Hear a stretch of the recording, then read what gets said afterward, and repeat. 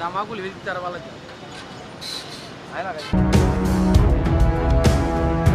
অপরূপ TV online. Bangladesh জাতীয়তাবাদী CNG auto টেম্পু কর্তৃক আয়োজিত শোকাবহ ব্যাচ ধারণ কর্মসূচি শালিত হয় বিকাল ৫ ঘটিকায় বিভিন্ন টেম্পু শ্রমিক সিএনজি শ্রমিকদের মাঝে ব্যাচ বিতরণ করা হয়।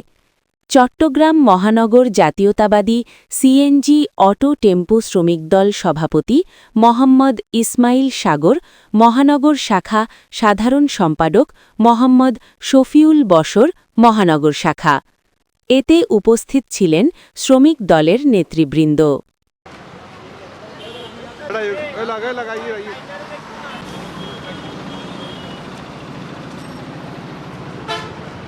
আমাদের তিনবারের প্রধানমন্ত্রী মাননীয় প্রধানমন্ত্রী বেগম খালেদা জিয়ার বিদায় এবং মৃত্যু, আমাদের সফল প্রধানমন্ত্রী, আমাদের পরিবহনের আমরা যারা পরিবহনের শ্রমিক আছি, আমরা বাংলাদেশ জাতীয়তাবাদী দলের সাথে একাত্মতা পোষণ করে আমাদের শ্রমিক দলের পক্ষ থেকে বিবি 2075-এর পক্ষ থেকে আমরা কর্মসূচি গ্রহণ করছি।